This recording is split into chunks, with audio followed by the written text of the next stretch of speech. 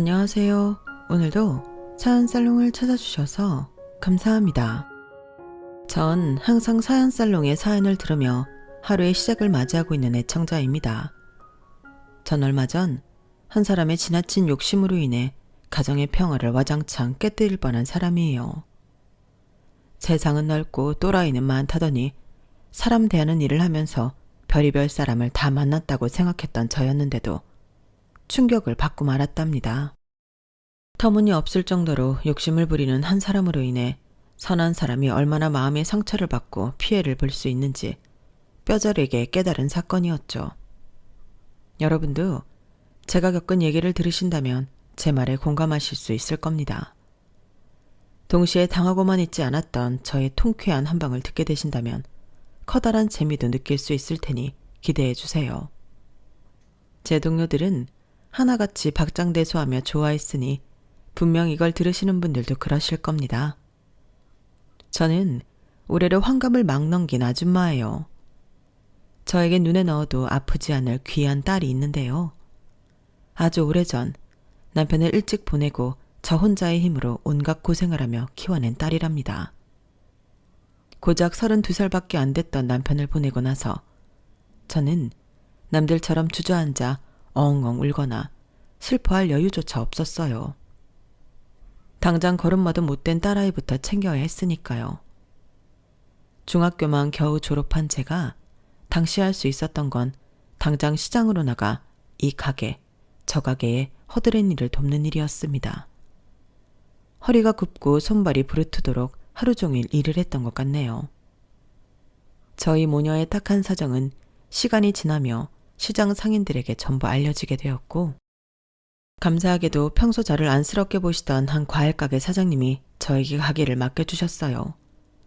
그때부터 과일을 팔며 애를 키우고 또 그 시장 일대가 전부 재개발로 갈아엎어져 대형 마트가 생긴 이후에도 전 마트에서 가진 야채와 과일, 채소를 팔았답니다. 엄마가 고생하는 걸 어려서부터 보면서 자란 제 딸은 철이 일찍 들 수밖에 없었어요. 남의 집 아이들은 사탕 하나 더 사달라고 울고 떼쓰던 아이부터 저희 딸은 제 일터러와 일손을 돕거나 온갖 책을 보고 또 봤죠. 그런 모습이 오히려 안쓰러웠던 제가 딸에게 친구들이랑 같이 나가서 놀라고 등을 떠밀어도 딸아이는 딱 잘라 거절했어요. 떡볶이 사장님이 그러는데 엄마랑 내가 행복해지려면 돈이 필요하대. 돈이 많아지려면 책을 많이 읽어야 한댔어. 내가 이거 많이 읽어서 엄마 돈 많이 벌게 해줄게. 그럼 우리 행복해질 거야. 네 나이엔 그러지 않아도 돼. 떡볶이 사장님이 괜히 그러는 거야. 동네 애들이랑 학교도 같이 다닐 텐데 친구 없이 학교 다니게 되면 어쩌려고 그래. 얼른 애들이랑 나가 놀아. 싫어. 난 걔네들보다 엄마가 더 소중해. 딸이 그런 모습에 저는 늘 마음이 미어지는 것 같았죠. 그리고 딸의 모습이 저에게는 굉장한 자극이 되었어요. 딸이 원하는 게 공부라면 그거라도 원 없이 시켜주기 위해 저는 더 열심히 일을 했죠. 그런 저의 모습이 주변 사람들에게 좋게 보였는지 마트에 오시는 손님들도 절 굉장히 좋아해 주었고 회사에서도 절 높게 평가를 해주었어요. 저는 점점 높은 자리에 올라 나중에 마트의 절반을 관리하는 업무까지 맡게 되었답니다. 직급이 올라가면서 벌이도 덩달아 오르게 되었고요. 덕분에 저희 딸 대학 자금만큼은 알차게 모을 수가 있었어요.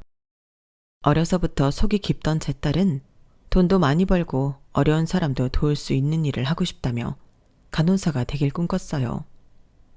결국 학교 성적이 워낙 좋아 우리나라에서 내노라 하는 좋은 간호대학을 갈 수 있었고 남들이 꿈에 그리는 병원에서 일을 하게 되었답니다. 저한테 제 딸은 제 인생의 모든 것이라고 해도 과언이 아니었어요. 좋은 건 못 해먹이고 못 입혀줬는데도 사춘기 한번 없이 번듯한 성인이 된 제 딸이 제 인생 최고의 자랑이자 자부심이었죠. 그런데 예상보다 빨리 그날이 오고 말았어요. 저희 딸 입장에서 결혼이라는 단어가 나오는 날 말입니다. 엄마 있잖아. 나 사귀는 사람 있어. 그래? 뭐 요즘 그런 것 같긴 하던데. 근데 왜? 갑자기 무슨 일인데? 엄마, 나 그 사람이랑 결혼하려고. 뭐? 결혼? 어떤 사람인데? 만난 지 얼마 안 되지 않았니? 그 사람은 몇 살인데? 너보다 나이 많아? 응, 나보다 4살 많고 같은 병원에서 일하는 의사야. 만난 지는 1년 조금 넘었어. 정말 좋은 사람이야. 다은이 네가 아직 25살밖에 안 됐는데 좀 이른 거 아니야? 나이만 보면 그렇긴 한데 이 사람 정말 좋은 사람이야. 엄마도 만나보면 내가 왜 결혼까지 결심했는지 알 거야. 딸이 그렇게까지 말하니 저도 더 이상 말을 아꼈어요. 물론 저희 딸이 고른 남자라면 분명히 사람 됨됨이도 바르고 선한 사람일 거라고 믿었지만 25살밖에 안 된 딸이 시집을 간다고 하니 놀랐던 건 사실이에요. 어떤 사람이길래 생각이 깊고 신중한 저희 딸이 그렇게 이른 나이에 결혼을 결심했는지 저도 궁금하더군요. 솔직히 말하자면 저희 딸이 그 전에 연애를 많이 해본 건 아니어서 내심 걱정이 살짝 되기도 하고요.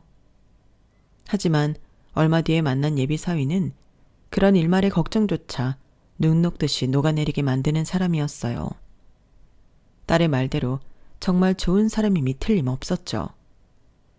그날은 이른 초봄으로 아직 쌀쌀한 날이었는데 딸과 예비 사위의 일이 아직 끝나지 않아서 제가 병원 안에 잠깐 앉아서 기다려야 했어요. 두 사람이 늦은 것이 아니라 제가 앞전의 일정이 예상보다 일찍 끝나면서 시간이 애매하게 남은 거였죠. 딸은 밖이 추우니 안에 들어와서 기다리라고 했고 저 역시 혹시나 예비 사위가 일하는 걸 볼 수 있지 않을까 싶어서 흔쾌히 그러겠다고 했어요. 넓은 병원 의자 한 기퉁이에 얌전히 앉아 애들을 기다리는데 딸이 사진으로 보여줬던 그 남자가 한 환자를 배웅하는 게 보이더라고요. 딱 봐도 몸이 불편해 보이는 할아버지였는데 괴팍한 언성에도 넉살 좋게 안내를 하면서 웃는 얼굴로 배웅을 하는 모습이었습니다. 그런 모습을 보니 저 역시 저희 딸이 사람을 제대로 봤구나 싶으면서 안심이 되었어요. 예비사위는 절 못 보고 그대로 다시 들어갔지만 그때의 첫인상이 저에겐 굉장히 좋게 남게 되었죠. 그래서 이후 약속 시간에 만난 사위에게 굉장히 너그럽게 대할 수가 있었어요. 목소리 큰 할아버지한테는 그렇게 넉살이 좋더니 제 앞에선 잔뜩 긴장을 하는 게 우리 딸한텐 정말 진심이구나 싶었어요. 어머님 안녕하십니까? 다은이와 사귀고 있는 강민호라고 합니다. 반가워요. 우리 다은이한테 얘기 참 많이 들었어요. 너무 좋은 사람이라고? 아닙니다. 다은이가 더 좋은 사람이에요. 긴장 풀어요. 우리 다은이가 갑자기 결혼 얘기를 꺼내서 내심 놀라고 당황스러웠는데 이렇게 만나보니 걱정이 싹 사라지네. 인상만 봐도 알겠어. 얼마나 선한지 말이야. 좋게 봐주셔서 감사합니다, 어머님. 결혼한다면서 무슨 어머님, 장모님이라고 해요. 네네. 어머, 장모님도 말씀 편하게 하십시오. 좀처럼 긴장을 풀지 못하는 예비 사위의 모습에 저는 딸과 눈빛을 교환하면서 얼마나 웃음을 참았는지 몰라요. 진득하니 앉아서 이야기를 나눠보니 예비 사위는 정말 진중하고 생각도 깊은 사람이더군요. 저희 딸을 대하는 태도도 너무 다정했고요. 그런 모습에 전 두 사람의 결혼을 흔쾌히 허락할 수밖에 없었답니다. 그날 저희 세 사람은 즐거운 시간을 보내고 헤어졌어요. 저렇게 훌륭한 아들을 둔 예비사도는 당연히 좋은 사람일 거라고 생각했고 그런 집안이라면 제 딸을 믿고 맡길 수 있겠다고 생각했죠. 그런데 그런 저의 생각이 커다란 착각이었더군요. 제가 자식을 결혼시키는 게 처음이라 아니랬던 것 같아요. 며칠 뒤 결혼 준비로 한창 들뜨고 정신이 없던 저희 딸이 축 처진 어깨로 집에 들어오더라고요. 제 배로 나온 제 자식이 그런 모습으로 집에 들어온 적이 처음이라서 전 깜짝 놀랐죠. 딸, 무슨 일이야? 왜 이렇게 힘이 없어? 밖에서 무슨 일 있었어? 아니야, 아무것도. 나 씻고 바로 잘게. 저녁은? 안 먹을 거야? 입맛이 없어서 안 먹을래. 피곤해서 그런가 봐. 지금은 그냥 자고 싶어. 밥도 안 먹고 바로 방으로 들어가는 딸을 보며 무슨 일이 더 있냐고 물어보기도 어려웠어요. 간호사 일 처음 시작할 때도 그런 표정은 안 짓던 딸이었는데 저까지 걱정이 되어서 밤잠을 설칠 정도였죠. 딸은 그 이후로도 며칠 동안이나 기운이 없었어요. 한 일주일쯤이 지나서야 점점 평소의 모습을 되찾더라고요. 하지만 제가 무슨 일이 있냐고 물어보면 한사코 대답을 하지 않았습니다. 아무 일 없다는 빤한 거짓말만 하면서요. 결과적으로 딸이 다시 기운을 차렸기에 그냥 넘어가긴 했지만 그때의 딸의 표정은 한동안 잊혀지지가 않았어요. 그런 일이 있고 나서 약 보름쯤 지났으려나요? 딸과 예비 사이가 한 번 더 찾아오더군요. 상견례 자리를 마련하려고 한다면서요.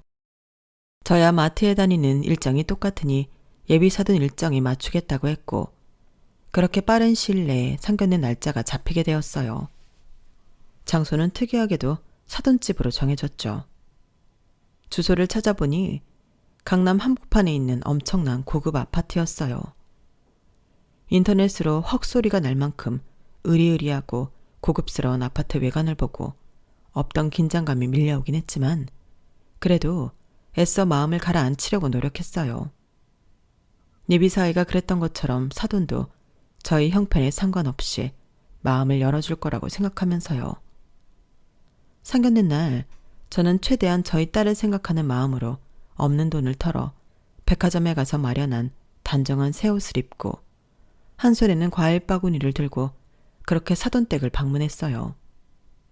딸은 저에게 그런 거 안 들고 가도 된다며 한사코 말렸지만 저는 그럼에도 과일 바구니를 챙겼답니다. 특별히 신경 써서 좋은 과일들만 골라 담은 것이고 빈손으로 가는 것보단 낫다는 생각이었거든요.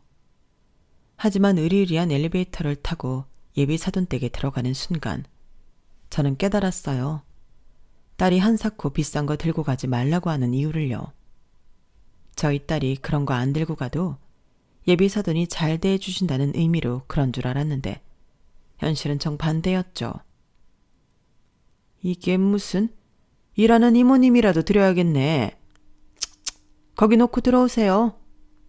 현관문이 열리고 처음 예비 사돈을 보자마자 전 사람 좋은 웃음으로 과일 바구니를 건넸는데요.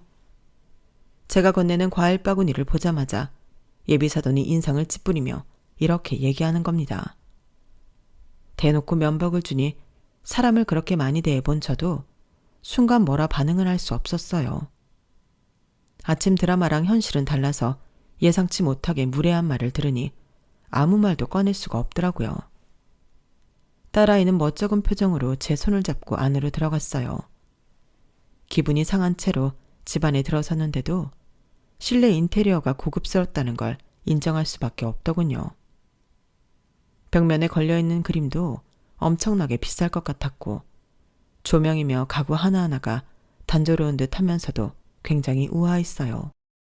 앞서 그런 모욕적인 말을 들었음에도 저도 한낱 보잘것없는 일반인인지라 어쩔 수 없이 위압감이 드는 건 사실이었어요. 하지만 저희 딸을 위해서라도 그런 티를 내지 않으려고 계속해서 제 자신을 다잡으려고 했죠. 앉으세요. 차린 게 좀 소소해서 민망하네요. 아니에요.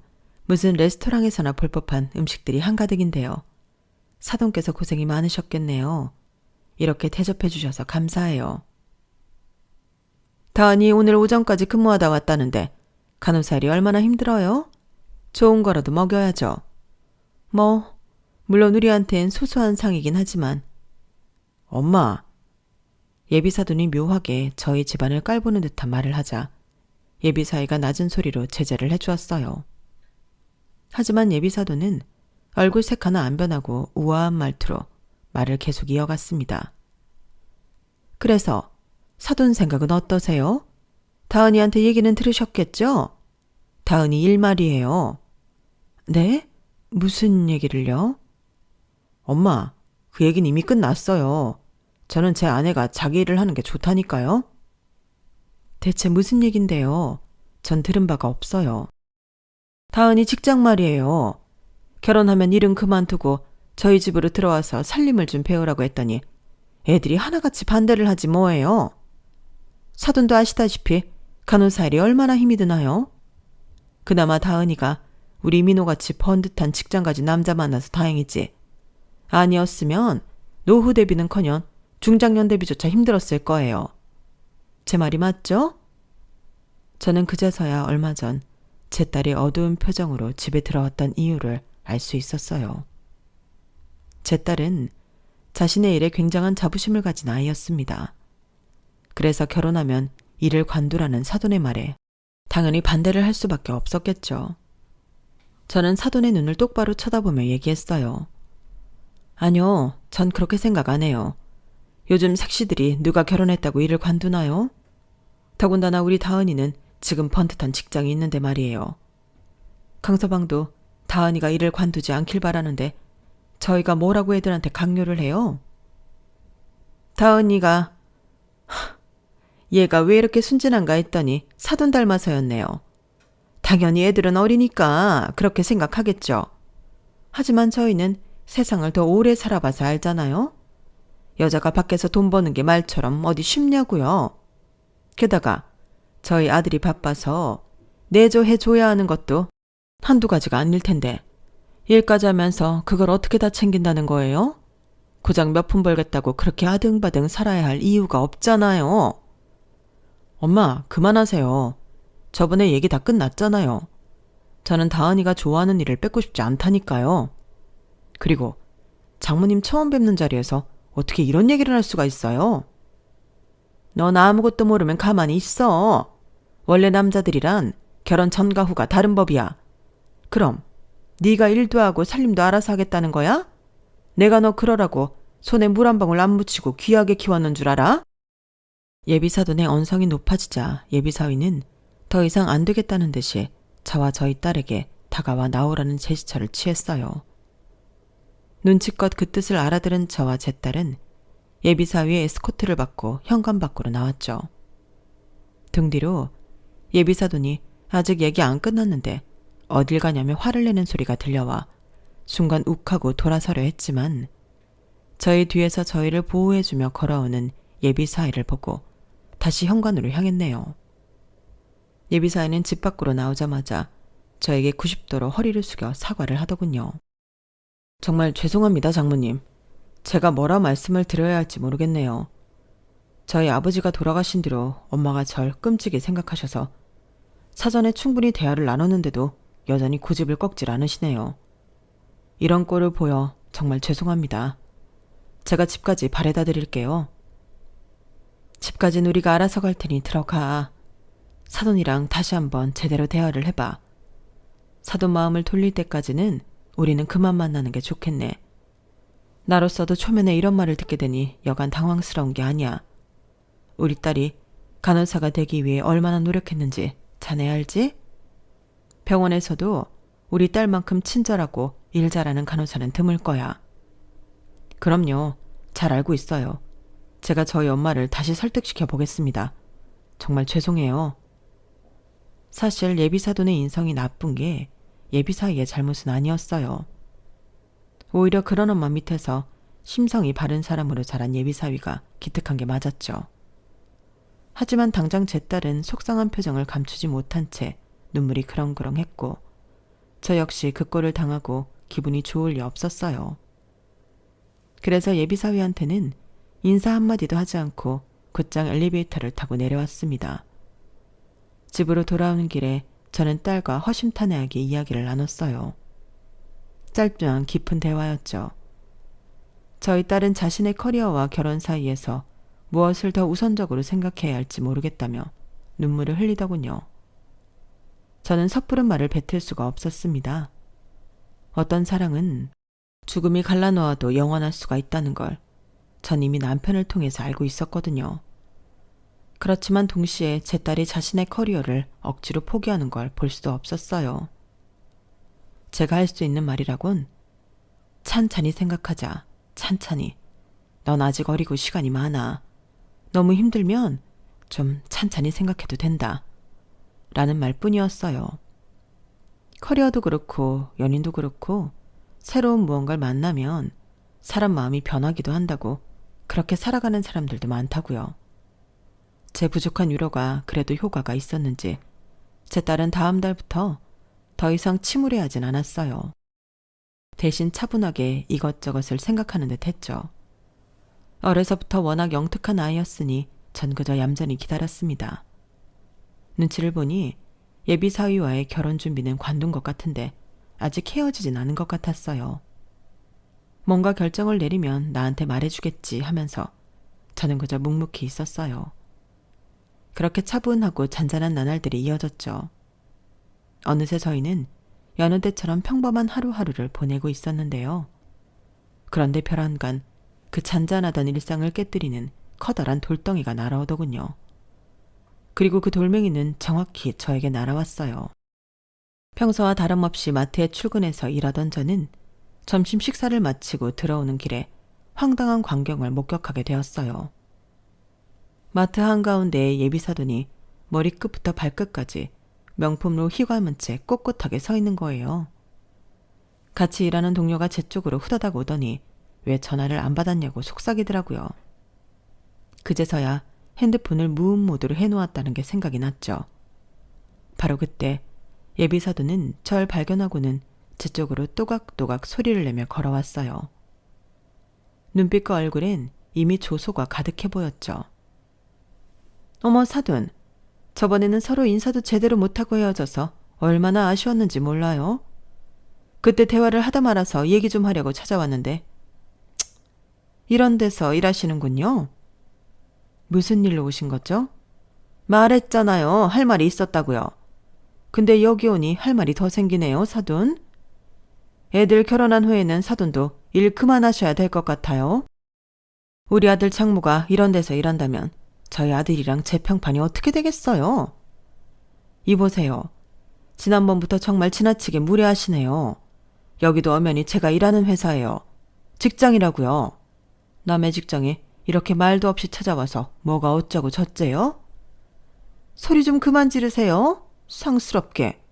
하여간 가난하고 무식할수록 소리부터 지르고 본다더니 전문가 말 틀린 거 하나 없네. 제 호통에도 눈 하나 깜짝 안 하던 예비사도는 대뜸 저한테 평지봉투 같은 걸 주더군요. 딱 봐도 비싼 백화점에서나 볼 법한 고급스러운 봉투였죠. 흔한 아침 드라마에 나올 것 같던 돈 봉투는 아닌 것 같길래 이게 뭔가 싶어서 열어보았어요. 그 안에는 빼곡하게 글씨가 적힌 종이가 있었어요. 혼수 목록이에요. 아무리 뜯어봐도 구성한 구석이라곤 요만큼도 찾아볼 수 없는 집안에서 혼수를 해오면 얼마나 또 촌스럽게 해오겠어요? 상상만 해도 머리 아프니까 그냥 제가 적어준 대로 사와요. 이게 무슨 침대 하나에 2천만 원을 해요. 소파도 1,000만 원에 슬리퍼가 200만 원? 미쳤어요? 대충 계산해봐도 여기 있는 거 다 합치면 몇 억은 훌쩍 넘어요. 뭐 한 5억쯤 된다고 하더라고요. 그게 큰 돈인가요? 그럼 5억이 적은 돈이에요? 그리고 누가 이렇게 혼수 물품을 던지고 갑니까? 그것도 앞으로 가족이 될 사이에. 결혼이 무슨 공짜 리모델링 서비스인 줄 알아요? 5억이라는 돈 저희는 별로 크지 않아서요. 이제 아시겠어요? 지금 그쪽 딸이 얼마나 대단한 집에 시집 오려고 하는지? 그렇다고 내가 뭐 결혼을 반대를 해요? 뭘 해요? 이렇게 직접 찾아와서 친히 방법까지 알려주고 있잖아요. 사돈 입장엔 무려 돈 많은 의사 사위가 생기는 건데 이 정도는 예의상이라도 해야 하는 거 아니에요? 정 못하겠음 뭐 파혼이라도 하시든가. 뻔뻔하고 고압스러운 그 여자의 말에 저는 순간 머릿속에서 무언가 뚝 끊어지는 것 같았어요. 그 싸가지 없는 말에 절대 지고 싶지가 않더군요. 저는 천천히 종이를 다시 접어 봉투에 넣었습니다. 그리고 절 깔보고 있는 그 여자한테 웃는 낯으로 대꾸했어요. 인간 대 인간끼리의 예의는 지켜야죠. 그래요. 어디 한번 해봅시다. 사돈께서 이렇게 빼곡한 목록을 적어오는 정성을 보였는데 저도 제 정성을 보여줘야죠. 그래요. 그럼 그렇게 하세요. 오래 안 기다릴 거예요. 준비되는 대로 바로 주문하세요. 걱정 말고 가세요. 제가 최대한 빠른 시일 내에 준비해 드릴 테니. 갑자기 달라진 저의 태도에 그 여자는 잠깐 고개를 갸우뚱하더니 이내 끝까지 콧대를 높이 쳐들고 마트를 떠났어요. 같이 일하는 동료들이 전부 우르르 몰려와 절 위로해 주었죠.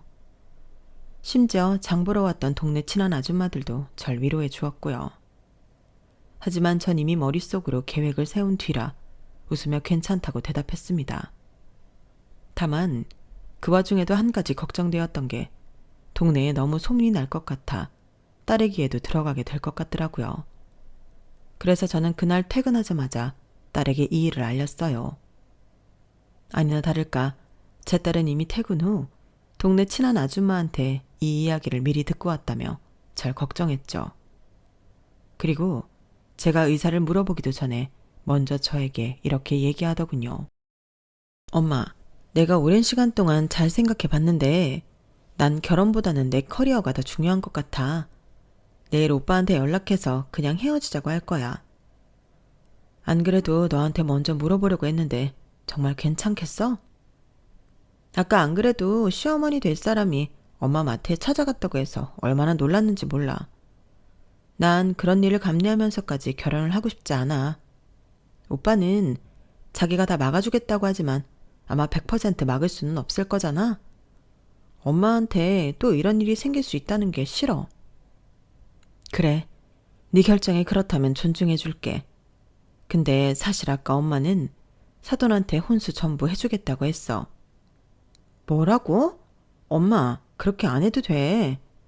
엄마가 다 생각이 있어서 그랬던 거야. 너도 이제 더 이상 그 집에 미련이 없다면 엄마가 그 인간을 좀 혼내줘도 괜찮겠어? 당연하지. 그 인간 혼내주는 건 나도 동참하고 싶은걸? 그래? 그러면 저는 딸에게 제가 생각하고 있던 내용을 자초지종을 설명해 주었어요. 제 모든 설명을 들은 딸은 그 자리에서 배꼽을 잡고 웃었죠.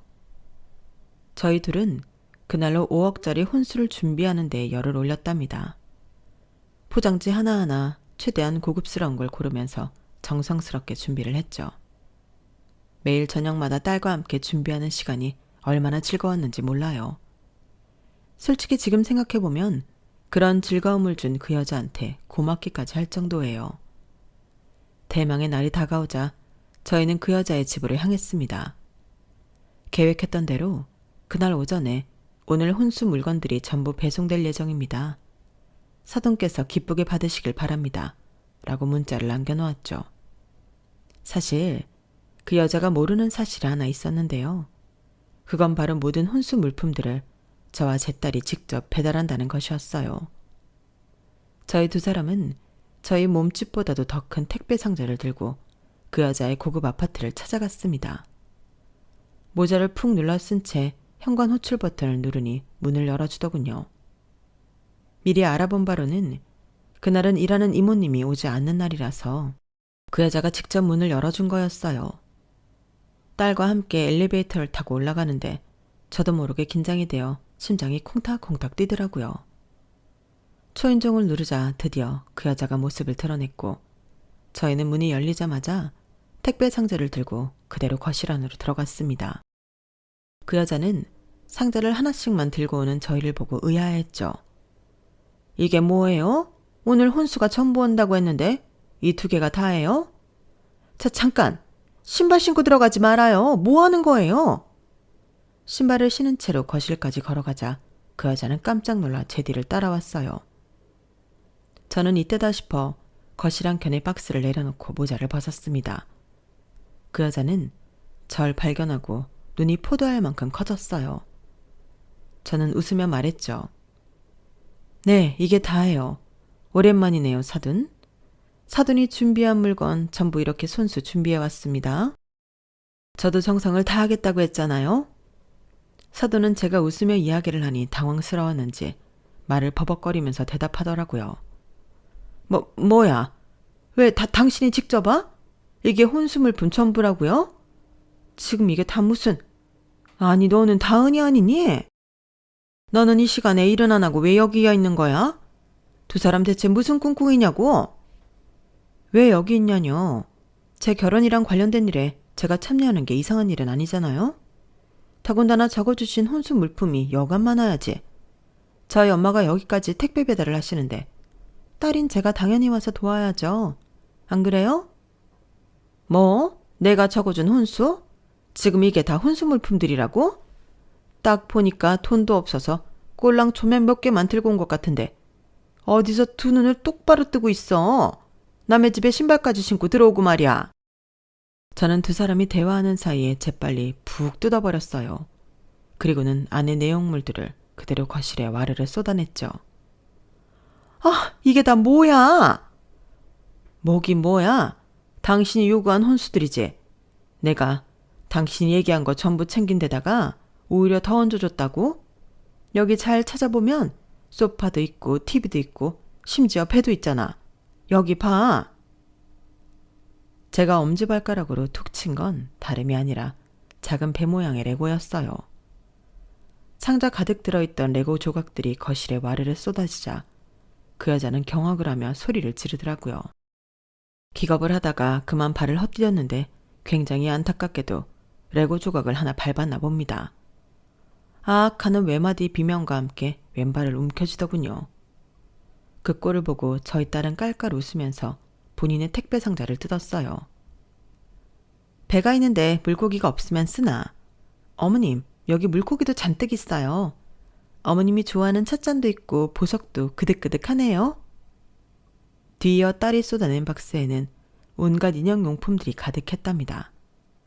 바닷속 놀이 인형들과 티타임 놀이 인형들, 인형들한테 입히는 각종 옷과 액세서리들이 와르르 거실 바닥에 쏟아졌죠. 딸이 쏟아낸 물건들은 좀 더 특별했는데 저희가 며칠 동안 특별히 묻혀놓은 반짝이들이 가득한 물건들이었어요.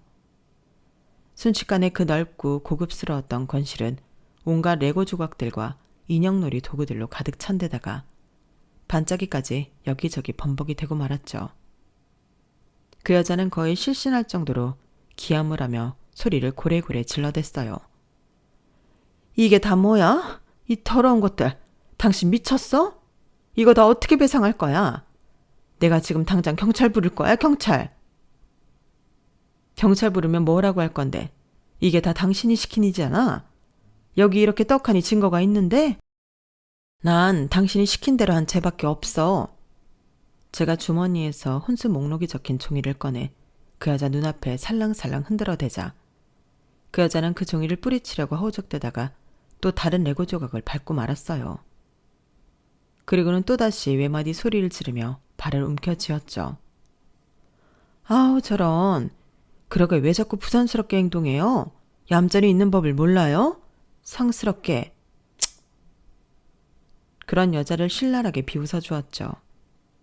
저희는 남은 레고 조각 반짝이 털 하나하나까지 탈탈 털어낸 뒤에 친절하게도 상자를 들고 나와주었어요. 그 여자한테 마지막 인사도 잊지 않고요. 우리가 재활용까지 다 해줄게요. 세상에 이렇게 착한 택배기사가 어딨어요? 저희 이만 가볼 테니 수고하시고 앞으로 만날 일 없으니 알아서 유병장수 하세요. 이렇게 똑 부러진 딸을 놓치다니. 그러게 마음을 곱게 썼어야지 인간아. 얘기 들었지? 알아서 오래오래 불행하게 살아. 그 여자는 엉망진창이 된 거실 한복판에서 얼굴이 새빨개지도록 화를 내며 소리를 고래고래 질렀어요. 뭐라고 하는지는 잘 안 들리더군요. 워낙 흥분했는지 발음이 막 뭉개졌거든요. 또 화를 내다가 또 반짝이 가루가 목에 걸렸는지 캑캑거리기도 했고요. 마지막으로 본 그 인간의 모습이 머리는 잔뜩 헝클어진 채 반짝이 범벅을 한 우스꽝스러운 모습이라니. 저희 두 모녀는 그날 너무나 행복하게 집으로 돌아올 수 있었답니다. 그리고 바로 다음 날 예비사위가 저희 집을 찾아왔어요. 처음엔 누가 초인종을 누르길래 마침 딸이 퇴근할 시간이어서 무슨 일이지 하고 인터폰을 봤더니 예비사위더라고요. 제가 무슨 일인가 싶어 밖을 나가니 예비사위는 저에게 화난 목소리로 이렇게 얘기하는 겁니다. 어제 저희 엄마 집안을 테러하셨다고 들었습니다. 지난번 일 제가 그렇게 사과를 드렸는데 너무하신 거 아닙니까? 저희 엄마가 그 일로 충격이 엄청 크시단 말입니다. 지금 그 소리를 하려고 여기까지 직접 찾아온 건가? 난 또 그 사람이 뭐 대단한 게 다친 줄 알았네. 충격이야 받아야지. 남의 딸 속을 그렇게 뒤집어 놨으면 말이야. 몸만 안 다쳤으면 됐다는 말씀이에요? 너무하시네요. 저는 엄마가 반대하셔도 다은이랑 끝까지 결혼에 성공하려고 했어요. 엄마를 끝까지 설득할 생각이었다고요. 그런데 엄마를 이렇게 충격받게 하면 어떡해요? 자네, 이렇게까지 화를 낼 수 있는 사람이었나? 그럼 그날 상견례 자리 때 지금처럼 단호한 말투로 사돈한테 마사지 그랬어. 그 여자가 나랑 내 딸 가슴에 대못을 받고 있는데 그럼 우리가 그 꼴을 참았어야 해? 그러니까 제가 사과를 드렸잖아요, 그날. 지금 사과했다고 유세 떠는 거야? 사과할 일을 애초에 하질 말았어야지. 자네가 사과하면 내가 무조건 자네를 용서해야 한다는 건가? 오빠, 지금 뭐 하는 거야?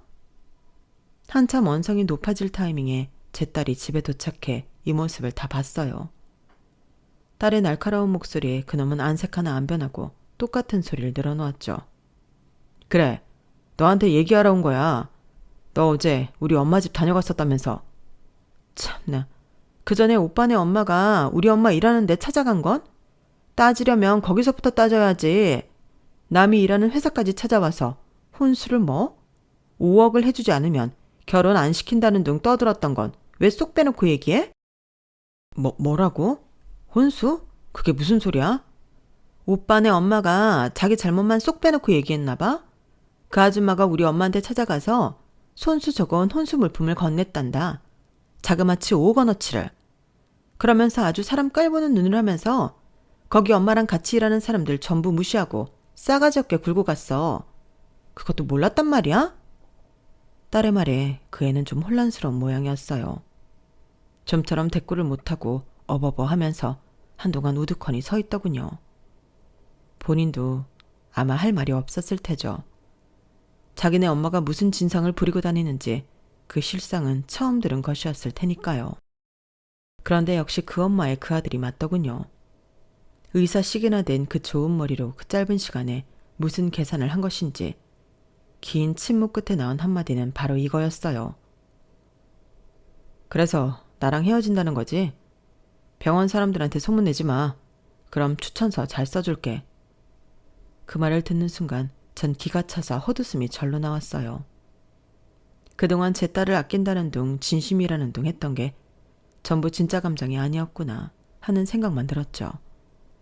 제가 뭐라고 한 소리 하려는데 딸이 한 발 빠르게 나섰어요. 그래, 말 안 할 테니까 이번 달 내로 이직하게 해줘. 딸이 그렇게 말하자 그 모지리 같은 놈은 쿨하게 자리를 떠났습니다. 그놈이 간 뒤 저는 살면서 한 번도 안 해본 욕을 마구 쏟아낼 만큼 화를 냈어요. 어디서 저런 반푼이 같은 게 들러붙었나 하면서요. 하지만 제 딸 역시 그 엄마의 그 딸이었는지 그냥 절 보면서 씩 웃더라고요. 걱정 마 엄마. 내가 다 생각이 있으니까. 딸이 호언장담을 하는 순간 저도 마음이 다 놓이면서 한순간에 화가 사라졌죠. 제 딸은 정말로 한 달 안에 다른 병원으로 자리를 옮길 수 있었어요. 원래 다니던 병원과 완전히 반대 방향인데다 교통이 더 편리해 출퇴근이 쉬운 곳이었죠. 새 병원에서 만난 사람들과도 빠르게 친해질 수밖에 없었다고 합니다. 왜냐면 제 딸의 파운스토리가 너무 재미있었기 때문에요. 워낙 시원하고 통쾌한 복수극 때문에 동료들은 재미있어하며 저희 딸과 급속도로 친해지게 된 거죠. 그리고 제 딸이 노린 것도 바로 이거였어요. 간호사들의 세계에도 정말 좁아서 새로 옮긴 병원에서 한 얘기가 기존 병원에까지 흘러들어갔다는 겁니다. 소문이라는 게 원래 그렇잖아요. 한 번, 두 번 사람들의 입방아를 타다 보면 눈덩이처럼 불어나는 게 소문이죠. 그 모지리는 수많은 간호사들에게 마마보이, 오억남 등의 별명을 얻으며 놀림거리가 되었다고 해요. 나중에야 본인도 본인 소문을 들었는지 길길이 날뛰었다고 하는데 이미 새 직장에 넘어온 딸이 그놈을 무서워야 할 이유는 하나도 없었죠. 나중에는 그놈도 제 딸을 험담하려고 했다는데 이미 평판이 안 좋을 대로 안 좋아진 그놈의 말을 믿는 사람은 아무도 없었다고 해요. 게다가 유능한 제 딸은 새 병원에서 일 잘한다고 이미 인정을 받았고요. 저희는 그 모든 일들이 다 끝나고 평화로운 나날들을 보내고 있답니다. 저는 최근에 들어온 젊은 직원을 통해 요즘 사람들은 상견례 때 진상 피는 시댁을 만나면 오히려 조상님이 도왔다고 생각한다는 얘기를 들었어요. 그 얘기를 들으니 그 여자와 그 여자의 모질이 같은 아들놈이 생각이 나더군요. 전 사실 그 전까지는 그 여자만 없었으면 두 아이가 결혼해서 잘 살았을 거라고 은연중에 생각하고 있었거든요. 그래서 그 여자가 그 모든 평화를 깬 범인이라고 생각했는데 요즘 젊은 사람들은 그게 아니라 애초부터 그 아들도 걸러야 하는 놈이었다고 생각한다니 신기했어요. 여러분의 생각은 어떤가요? 제 이야기를 들으신 분이라면 의견을 남겨주세요. 제 이야기는 여기까지입니다. 들어주셔서 감사드려요. 항상 건강하시고 행복하세요. 여러분, 사연 댓글에 응원과 현명한 조언 부탁드려요. 좋아요와 구독은 저에게 큰 힘이 됩니다. 오늘도 좋은 일 가득하세요.